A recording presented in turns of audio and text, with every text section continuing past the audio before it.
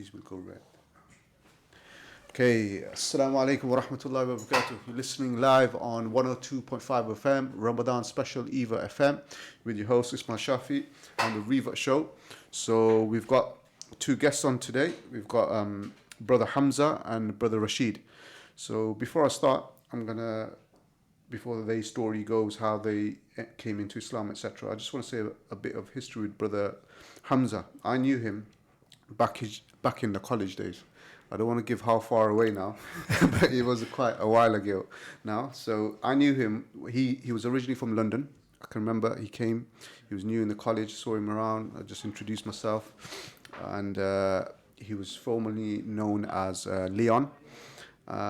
So mashallah, that's the first time I met him when he moved to Leicester.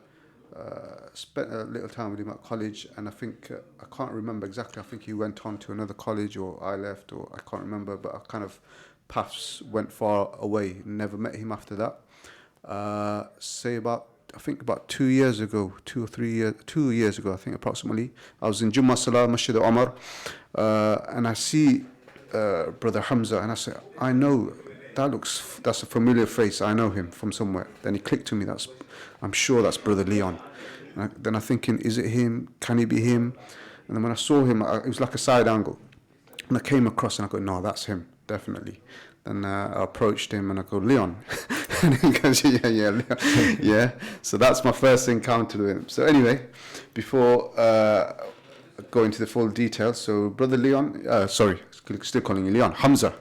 Hamza, just introduce yourself and we can start your journey after that. Yeah, like Ismail said, my name's Hamza, from London.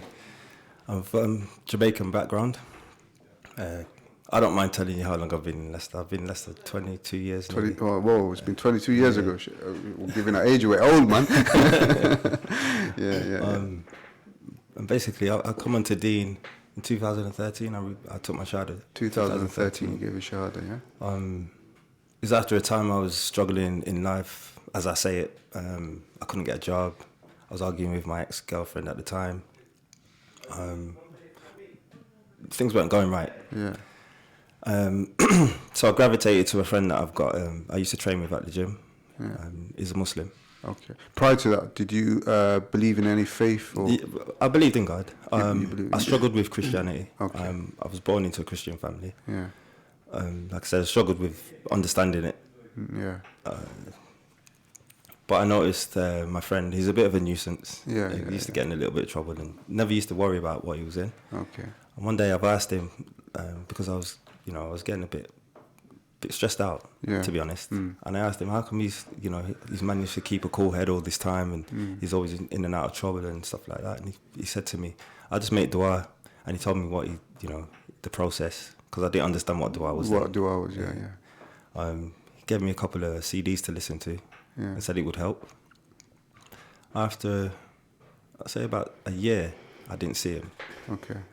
So he was like your gym buddy? Okay. I didn't see him for a little while. I was still in the same position. Still couldn't get any work. Arguing with certain people, and didn't want to be like that anymore. Mm-hmm. So I looked for him because I was interested in knowing more about Islam. Yeah.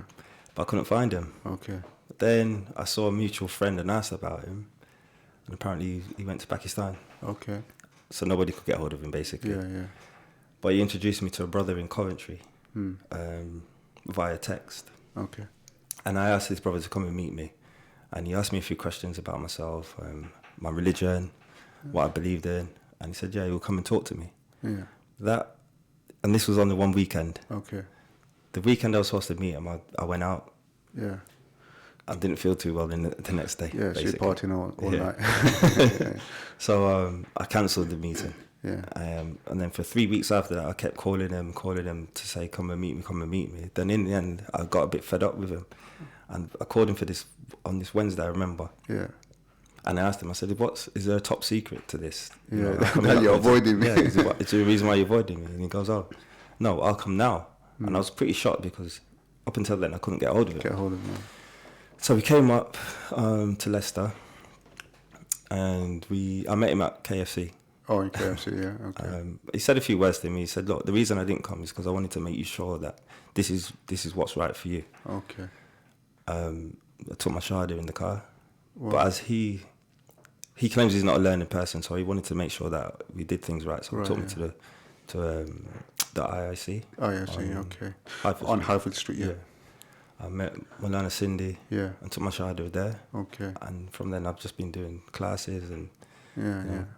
staying real connected to. So basically, you'd say you were in a state of your heart wasn't content, and you were just looking for that peace. For something, and you saw some of that within your friend, and that just kind of gradually just brought you towards Islam. You'd say, yeah. Really, it was his mannerisms. Yeah. Like I said, he was a nuisance. He won't mind me saying he's a nuisance. By the way. He was a nuisance, but he never seemed to show how stressed out he was or anything like that. Okay. He's always nice to people as well. Yeah. I was really intrigued as to why he was actually like that, knowing what he's like behind closed doors. So when you gave your shahada afterwards, were you in a relationship then, or no?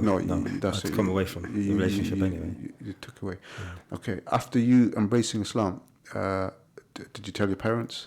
But just my dad's alive. He was really, really happy for me, to be fair. I was shocked. Okay.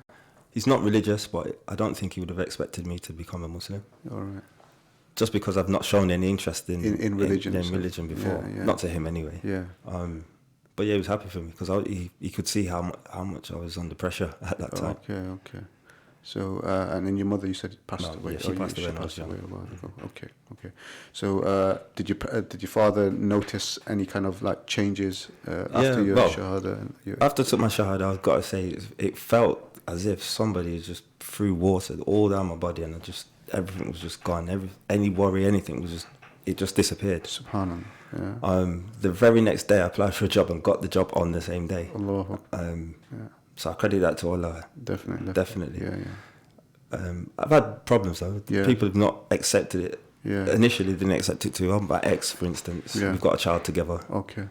She had to me, she had a real problem with it. Okay. So has she become Muslim as well? No, she hasn't. Not yet. Inshallah. All right. So, and after you become a Muslim, what would you say is like the hardest challenge you found? In terms of practicing the deen. Can I be honest? Yeah, you can be honest. Huh? None. Subhanallah. Honestly. Yeah. In fact, when I come onto deen and started praying and learning a bit more, I always questioned why anybody would actually not practice. Yeah. It's such a beautiful thing. At the time, this is what Yeah. Obviously, when I first met you, one thing I could say, this guy was different to most of because I had a lot of Black African Caribbean friends, and then obviously around that time,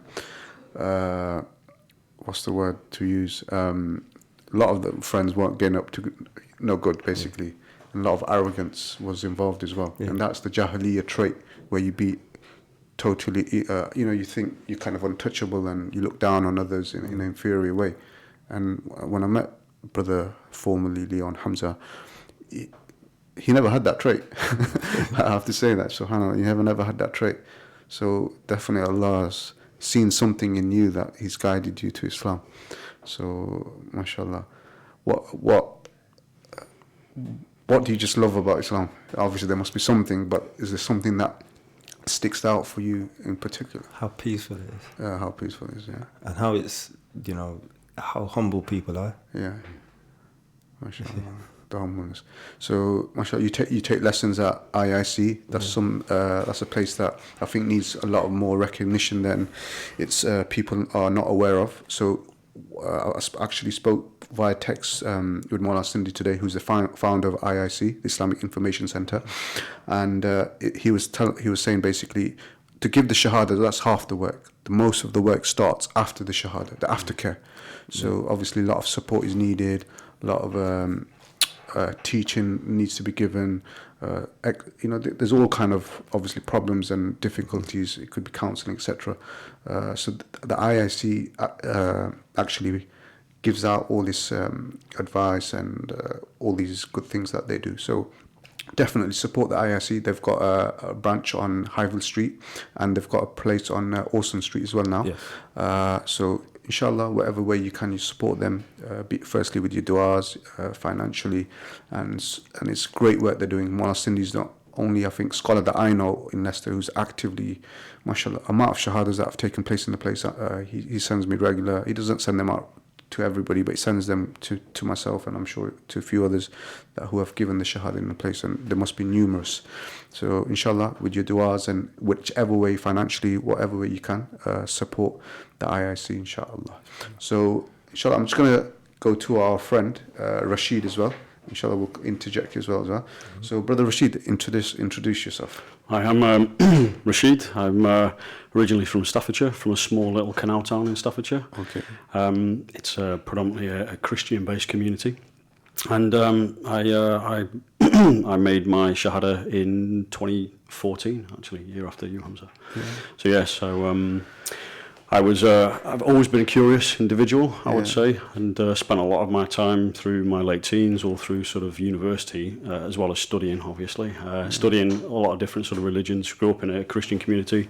But again, as Hamza said there, struggled to really understand what it is that I was being asked to do, and it felt like I was being asked to perform Christianity. It was a strange sort of a distance that was created from Christianity. Did you go to church? Yeah, I did. Yeah, every Sunday. Yeah. My father was a Christian, and he took us to church, to Sunday school, and all of the things that happen. But as you become a teenager, certainly early sort of teenage years, you in the community, you drifted away from it, and it became more parents that used to go to church than the children did, really.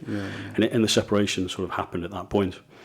But I've a keen interest in the Eastern sort of practices, martial arts and those kind of things, and I've always studied different sort of religion, spirituality, and and I've always read about different spiritual practices, and Islam was probably, it was the one that evaded me, if I'm honest. It was the one that was just again, probably because of the community, it was the one that was never really spoken about. It was the one that was never really sort of heard of, and everyone knew about Islam, but it was the one that I'll be honest, you didn't speak about from where I was from. Yeah, and obviously the kind of light the media gives on Islam. Exactly. Yeah, exactly. So you learn a lot about Buddhism, you learn about Hinduism, and even in school it's taught, heavily. And but I've always been interested in spirituality, even though I wasn't sort of a practicing Christian then at the time, and spent many years learning. Always believing in God, as you were saying, Hamza. Always believing and having faith in a higher power. And then in my sort of later years, I came to Islam, spending time with people in the workplace. You get to sort of, you expand your horizons, you move out. I lived in different cities all over the country, and met different communities, different people. And then 2014 was working for Royal Mail, actually, and was sort of meeting lots of people. I met a brother there and a few individuals, and started to, as you were saying, start to see something different in people. And it's akhlaq, isn't it? It's behaviour, manner that's different. And I started to be curious about that and ask more questions. And started to read more. I'm an avid reader. Started reading a lot more about the religion and asking lots of questions. And I kind of got to the point where the brother said, you need further advice. I think you need to go and see somebody properly. Yeah. So it was around the time of Ramadan in 2014, and he said, listen, let me sort of go through Ramadan, and then we'll speak afterwards. So this is a work colleague. It was, yeah. Good man, great man. Yeah. And so he took me to, and again, I wasn't living in the area, but I'd come over and visit, and he took me to Jamia Mosque. Okay. And I went there, and actually it was pretty quick in terms of making my shahada. Okay. I went during the middle of a madrasa class, and there was a lot of brothers there studying, and I made the decision there and then really to make my shahada, and was given salams by many people all on one day. It was very special. And again, as Hamza was saying, walked out of there dazed, completely dazed. Yeah. And just remember feeling that sort of buzzing feeling, that just thinking, wow, this is a new start. This is something very special. Yeah. And then was given information very quickly to attend the IIC and go and see the Islamic Information Centre and meet the people there. I met with Hafiz Suleiman, and then very quickly met Maulana Sindhi. Yeah. And again, Hamza straight away. Sort of, we started joining the classes of an evening. So the classes you lot take, is it to learn the Quran and the fiqh, the wudu, ghusl, etc. Yeah, absolutely. Yeah. And it's been from there really since, and it's expanded. It's formed a brotherhood really. Okay. How many people attend these classes, if I don't mind asking? It started off with probably about 3 or 4 of us to begin with, and but we meet now currently on a Saturday evening, and we have iftar together, and there's about 15 of us there last time, I think. 15, yeah. Mm-hmm, yeah. Okay, mashallah. So basically, you were looking for spirituality. You believed in this one God. Yep. And you must have checked the different avenues of Buddhism, etc. Absolutely, yeah. And you came to the conclusion. Did you read the Quran in this process? I read parts of it, if I'm honest. I read parts of it, but I read a lot of literature around it, and it was a making sense type moment where this makes sense, because actually, I think because of my nature, I'd been sort of practicing Islam really without following the 5 pillars thoroughly. Yeah.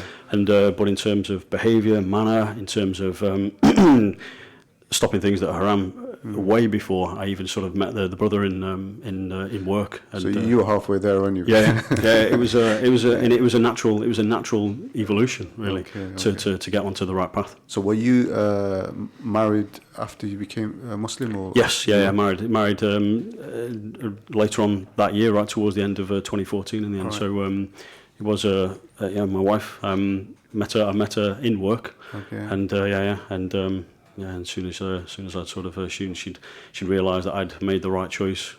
It was pretty straightforward from there. So is she a Riva as well? Or? No. She's born Muslim. Oh, mashallah, that's good.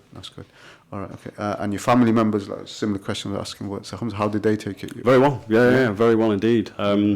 My family is very supportive, and they I guess they trust in me really. And again, it comes back to that behaviour. I think if I've always tried to show those right behaviours, so it's that trust, isn't it? And they have faith in my decisions and in what I do. Father very supportive. I think for him it was as long as I was believing in God, that's the main thing. Siblings, younger, they understand. They understand and support it as well. My mother probably she probably struggled with it the most, but not in a difficult way. But she struggled, I think, simply because she just didn't understand. She was the one that was most unlearned, I guess, and all she would hear of Islam is what she'd sort of sees in the media. And again, when she starts talking to her friends about this, they've all got their opinions as well as what they've seen on the media. But she's very supportive now. Okay. All right. So you're listening live, 102.5 FM, Ramadan special EAVA FM. We've got Brother Hamza and Brother Rashid in the studio. They're formerly non-Muslims, mashallah. Allah guided them with Islam.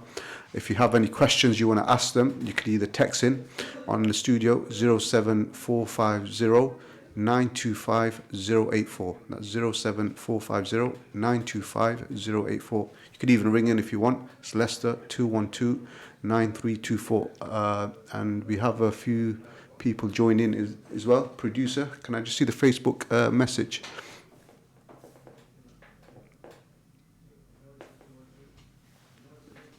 Okay, we're just waiting for our producer to show us the Facebook message. Yeah, okay, we got Tracy Davidson. Studying a religion before accepting it is the best. You know more about it, the more you read it. Okay, that's that. There was another message before that. Can I just read that one as well? Above Idris.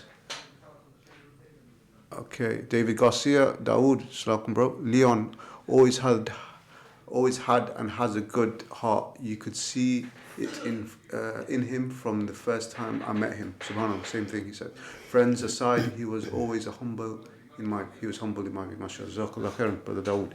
Okay, so Brother Hamza, back to your previous, when you were in London, it was more of a ghetto life. Yeah. Tell us a bit about this Definitely. Ghetto life. Well, I moved around London for a few years, but mainly lived in Brixton. Yeah.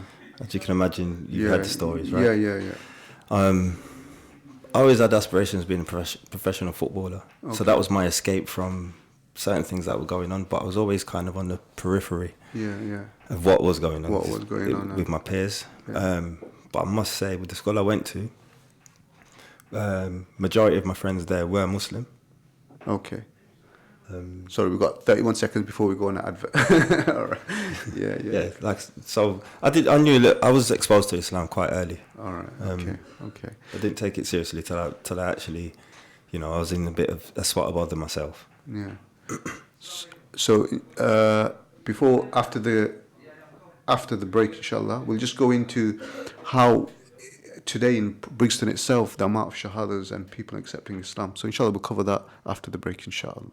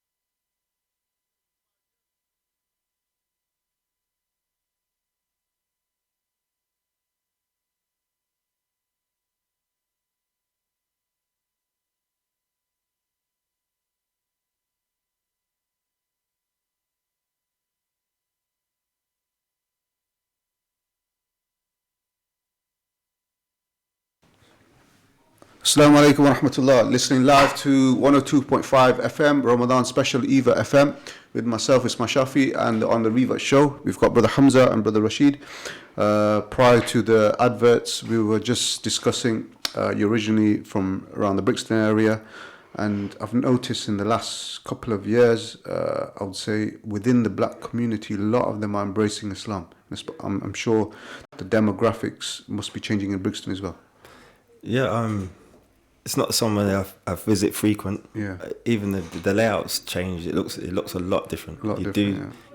You are exposed to a lot more Muslims walking the streets, giving dawah. Yeah. I've noticed when I was at school, it wasn't remotely like that. It made the headlines when the shoe bomber came. so he made the headlines with that. Yeah. So unfortunately, that's the reality of some of the people out there with the extremist views. But going back to Brixton, so how many mosques do you know there are approximately before and now? Before I didn't. I wasn't aware of any. Oh, you no, there was none. No, like I said, I don't go there too often. But Okay. And you mentioned something as well, some advice Mullah Muhammad Sindhi gave to you as well when you became Muslim. Yeah, one of the first things he said to me, which I still remember today, is like, don't enter Islam and drown. Don't take too much on, and so you sink. You know, just have a level. Everything was about balance. And taking time. So that's very crucial advice he gave them. Yeah, you see, even with Muslims, even at times when they want to practice the Deen, sometimes they jump into it. Even myself, I'll be honest. I would say I was a culprit of this as well, where you've just jumped into it and it just becomes too much to carry on.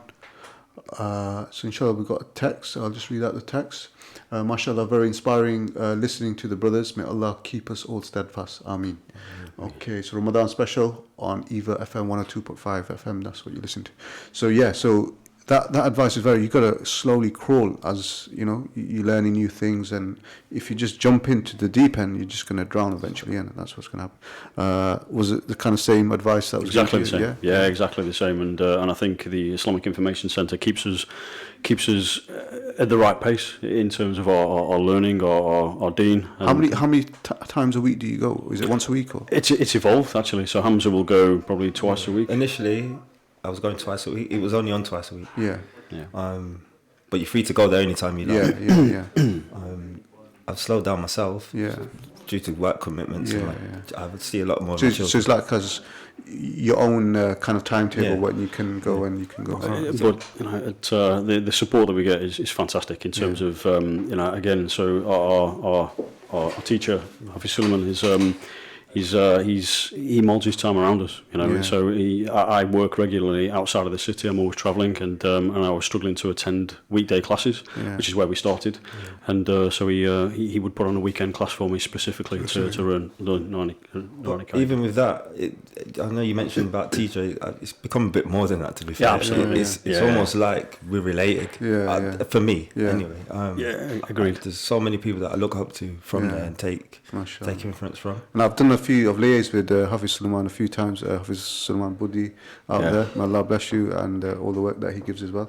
And like I said, the IIC again do excellent work. So inshallah, please support them in any way you can. Inshallah. Have you, now you've embraced Islam, have you managed to give dawah to any of your friends or family? Yeah, I actually brought my dad and his wife to the centre. Yeah. With the hope that they would take Shahada. My dad was a bit tentative because his wife is like devout Catholic. Okay. They have looked into it. Yeah. They didn't take Shahada. They didn't. I brought my son, my eldest. Okay. Now known as Muhammad Ali. He's 20 now. He's 20 now, yeah? Mashallah. He reverted 6 months after I did, actually. Oh, yeah. On this, without me pushing any issue or anything. He saw what I was, how it become. Yeah. Like I said, there was a lot of problems. Yeah. My daughter, she embraced Islam 2 years ago. 2 years ago, yeah. Her mum embraced Islam 2 years ago. Okay. Well, probably not 3 years ago. 3 years ago now, yeah. Yeah. So mashallah. So imagine from one person, this is the fruits of it. Mm-hmm. So this is a responsibility a lot of us Muslims unfortunately have forgotten or don't even realize. And there's this really big misconception out there that the non-Muslims are just going to embrace Islam through our character, which definitely is something that kind of attracts you and pulls you towards. Yeah. But then it just remains there. You get the odd few who will say, yeah, tell me more. But sometimes it just needs that word. Yeah. What's your belief? What do you believe in? This is what I believe in. Some kind of rational dialogue has to take place. And I think a lot of the Muslims out there don't know how to give da'wah. That's one thing. Even before that, they don't even realize that we should be giving da'wah. Yeah, that's the first step. That every single Muslim's responsibility is to give da'wah, whether male, female. Allah's made that clear in the Quran. So that's a responsibility of ourselves and the ummah of the Prophet sallallahu alaihi wasallam. So we should all be giving da'wah in the ways and learn how to give the basics of da'wah as well. Yourself, Brother Rashid, any interaction? Yeah, I've obviously moved away from a lot of my sort of family, and though keep in touch with them greatly, but don't see them as much as I like. And sort of the friends back at home, if I'm honest, I've separated myself from those friends. They live a very different life, I would say. Yeah. But I work a lot, as Hamza might tell you, so I'm always at work generally, and a lot of my sort of dawah comes in the workplace, if I'm perfectly honest. And it does start with the behaviour. It does start with and for me, it's leadership behaviours. If you follow the sunnah, then you're behaving in the right way, and it's picked up on, and I get asked a lot of questions in the workplace about where does that come from and how does that relate to your religion, and I freely tell everybody my religion and my journey and where I've come from, really. And that has a big impact. It does have a big impact. But again, the centre will tell us to be honest about things and actually to teach and explain. And again, during the month of Ramadan, there's lots of misunderstandings still, and a lot of the work that I would do, I would be classed as a traveller, and I would, and Hafiz Sulaiman has said if it's difficult, then don't fast, but explain why you're not fasting. If people question that, explain, perform dawah at the same time, and it's every opportunity you've got to explain is. Okay, we just had a question in, where are you guys from? So they're probably tuned in a bit late. Brother Rashid, you said Staffordshire. Staffordshire, North Staffordshire. All right, okay. And Brother Hamza was originally from Brixton? Yeah. All right, so that's where they're originally from. Okay. In terms of, Brother Rashid, I don't know if I asked you, what was the most difficult thing after embracing Islam for you to practice? I think it's overthinking. Probably, is a lot of trying to do things, as we were talking about before, is trying to do things exactly right, and being worried about doing things wrong, and actually what that means for me as an individual and for my soul. And again, that's been a big thing for me, is overthinking and concern. But again, through the teachings of the centre, is to learn to calm that and learn to understand that actually mistakes are part of the process, and to accept them, to ask for forgiveness, and to move forward. But I think that's been the overthinking. Probably is the one thing. As Hamza said, the practices and following the religion, and it's been relatively easy for me. It's been the mind more than anything, I think, for me. Okay, we've got another message from Iqbal Ahmad. EAVA have done brilliant work, mashallah, in the da'wah field, and have some really useful material. Yeah, very good. EAVA do very good work as well. I've liaised with them. They are doing very good work abroad as well. They've branched out to many countries. You may have saw the sponsored advertisement where they went to some Maasai tribe recently. I think Kenya it was. And mashallah, the whole tribe embraced Islam after gifting them a cow, and spoke to the chief. And the brother mentioned that your traditions are very close to Islam, and mashallah, they all embrace Islam. So IU is another good organisation that does a lot of da'wah work. But the message I want to get across to the listeners out there, whether you want to be actively on the street stall giving da'wah or many other different organisations, that's probably a step higher. But on an individual level, at work, you're at home, wherever you are, your neighbours, just give them the da'wah. The guidance is in Allah's hands. People forget that. Allah is the one who guides. Our job is just to deliver the message, and we make dua afterwards. So this is the thing. Okay, Brother Hamza, anything else you would like to? Yeah, I was just going to say, in terms of dawah as well, this is this is my opinion. Whether I'm wrong or right, that's what it is. Certain times you get in situations as normal, as humans. And you just think for a second, you're representing something now. I've never, before Islam, I've never thought of representing anything or having to behave a certain way to make people understand it's not all what you see in the TV or the media, Yeah, so you're a role model now, and you're, like you say, you're a representative as well. If I can change somebody's mind or opinion of Muslims, then great. Yeah. Okay. Brother Rashid? In terms of support for the community, actually, we were talking before this, and we were talking about other people that might be, thinking about Islam, that might have, Muslim friends that might want a different perspective on things. And again, we'd love to leave our contact details, with yourself, and if anybody needs any, just a conversation with a revert, then I'd be more than happy to support with that, and ideally sort of bring them along to the centre, meet the brothers, and it would be fantastic. I personally think myself, if we had more dawah stalls, I know there's a few brothers that do it in the city centre. I don't know how often they do it. For example, if they're scattered around the different towns out there, they have like town centres. I went to recently Birstall. There's a small town there. Then obviously there's different town centres around everywhere. Yeah. And imagine if they see yourself and Brother Hamza, it makes that slightly more difference. Like obviously you've in Islam, we were practicing, you're practicing whatever, Christianity or no religion or what have you. So we've got a call coming, inshallah. If you want to just put your headsets, let's see who we've got. Assalamu alaikum wa rahmatullah. Wa alaikum salam wa rahmatullah. Ismail, how are you? Oh, mashallah. We got Maulana Muhammad Sindi, Sheikh Muhammad Sindi. So what's up? Give us some advice. MashaAllah. How are you, Hamza? Alhamdulillah, I'm good, thank you. MashaAllah. How's the team? Alhamdulillah, they're doing well. I think they're ready to be presenters, I think. MashaAllah. So we've got Brother Rashid here as well, mashallah. Well, yes, Rashid. How are you, Rashid? Alhamdulillah, I'm well. How are you? Brother Rashid, you okay? Oh, alhamdulillah, I'm well. Yes, Ismail told me that you guys will be, mashallah, going on a program, revert show, so... What's up? Yeah, Ismail, I just wanted to sort of give my views. Yeah. Mashallah, I just caught up just a few minutes ago what you were saying. Yeah. I just want to sort of take it from there. Okay. It's so important that as Muslims we realize that the greatest sunnah of Rasul sallallahu alayhi wa sallam is to invite the wider community, the non-Muslim community. And Allah subhanahu wa ta'ala has explained this very clearly to us.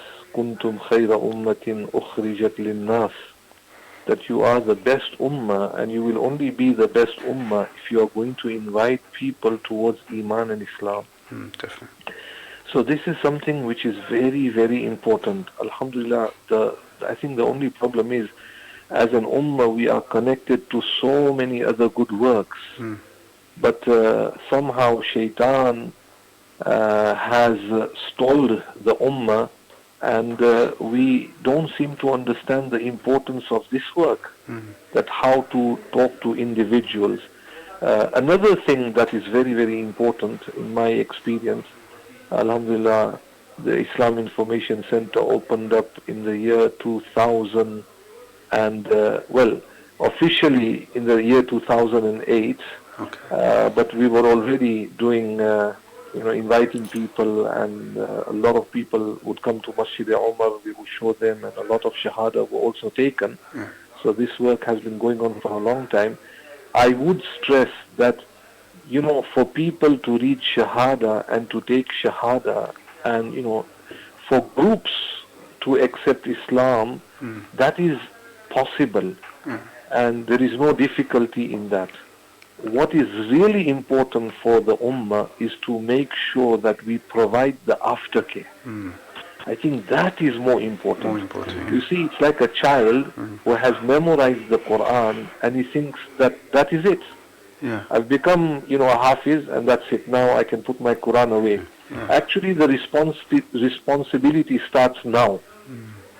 So what is really important, it's like, the kalima has got two parts. One is La ilaha illallah, which is Tawheed, and the second part is Risalat, Muhammad Rasulullah sallallahu alaihi wasallam. Dawah has got two main features. Number one is to call and to invite people towards the purity of Islam, to explain to them logically, rationally that, look, Islam is your birthright, number one.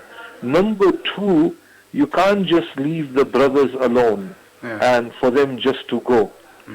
The sisters, the brothers, alhamdulillah, in Leicester we are very, very fortunate, alhamdulillah, we've got centers that are there looking after them, and this is what we really focus on.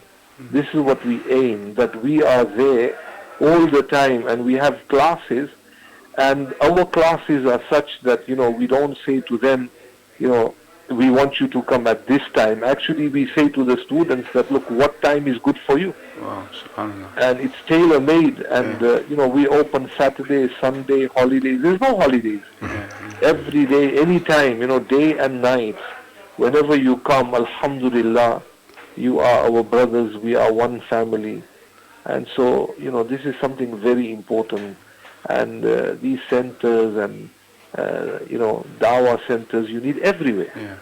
Everywhere. And also recently you've got the new... If you don't do these works, then in the law, we have not fulfilled an obligation. Yeah, definitely. So this is something very important. On the very first day, Allah subhanahu wa ta'ala made this farz, made this an obligation on His Nabi, upon His Nabi. Kum fa'anzir. Stand and go and warn the people and invite them to the right path. So mashallah, this is something very, very important that we should be doing, dawah, especially to the non-Muslim community. What an opportunity Allah has given us. Sometimes we are working at the call center. Sometimes we are working in an office. The environment is such that there are so many people who have no iman. So Allah subhanahu wa ta'ala is telling you, I will give you rizq, sustenance, but you can also do the best work.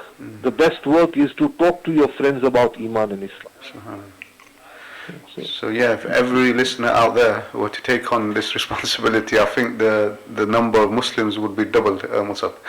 Yes, honestly, it's very, very sad. I don't know.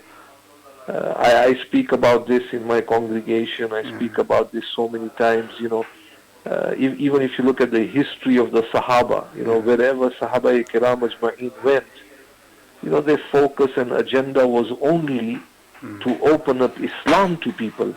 It was not to rob people, it was not to steal from people, it was not to enslave people, it was not to loot people. It was there only so that humanity as a whole can enter Jannah, and that we are your well-wishers.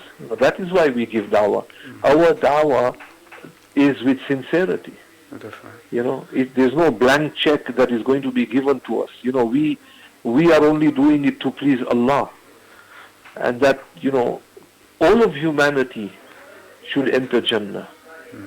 So this is something very important. And is it from a fiqh perspective that you cannot live in a non-Muslim land without the niyyah of da'wah?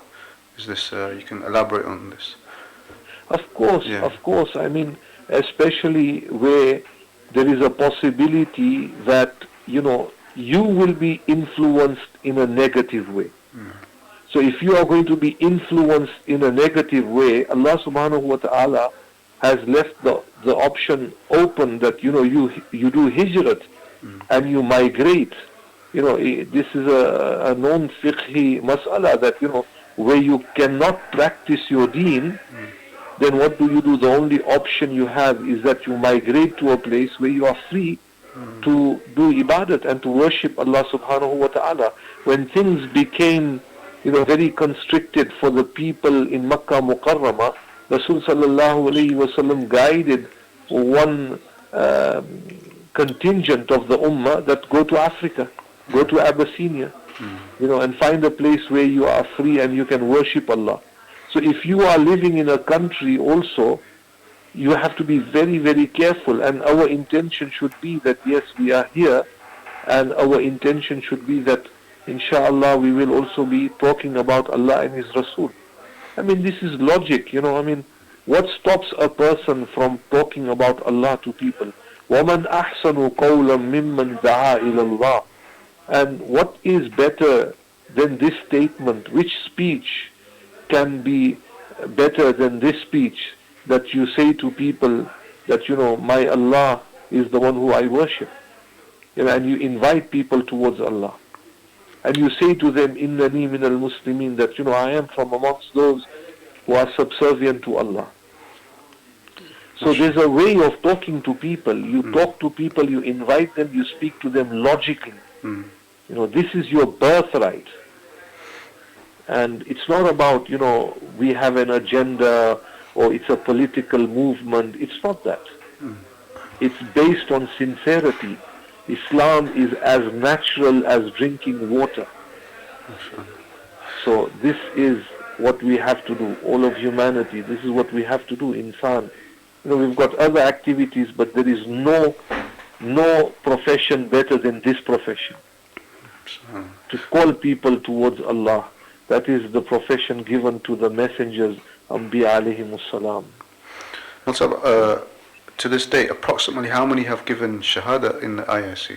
Countless people, I think more than 500. More than 500? Yeah, I think so, possibly more than. And alhamdulillah, what happens is that, you know, people, we just don't, I think Hamza might have said, you know, we are like a family. And we are there to look after all our revered brothers. But what we need is support from them. You know, we want them to be regular. We want them to come. You know, we want them to be part of the community. And this is something very, very important. But alhamdulillah, you know, we have a very, very good team. We have very good brothers and sisters, alhamdulillah. Not just the men's classes, but we have a very strong, you know, revert women's classes team. Mashallah, you know, so many women are also accepting Islam. Just to give you an idea, yesterday, was it? Yes, I think it was yesterday. I had a phone call. There was a young boy, mashallah, 21 years of age, and you know, he was from Sweden, and a student here, and mashallah, he came. He had some questions. He wanted to know about Islam. So I said to him that, you know, come to Masjid Umar because I can talk to you after Asr. And he did come. What a lovely man he was, young boy. And mashallah, he embraced Islam in that majlis. And now we are going to liaise with him. I believe today, tomorrow, he's going to Sweden. So we are going to liaise with him. We are hoping that in Sweden he can open up a center like the Islam Information Center. And there, because he's very energetic, this boy, mashallah, is very energetic. He also memorized the entire Surah Fatiha before accepting the Shahada. So mashallah, you know, he's got that spirit in him. So we've told him that, mashallah, what you do, talk to the people in Sweden, you know, explain to them how Islam is, you know, it's a peaceful religion. It is good for you. It will give you contentment, peace. So I just have to interject you. We have an automatic system. It cuts off in 5 seconds. So no problem. Jazakallah. Anyway, I'll have to go for namaz, inshallah. Okay. Barakallah. Assalamu alaikum.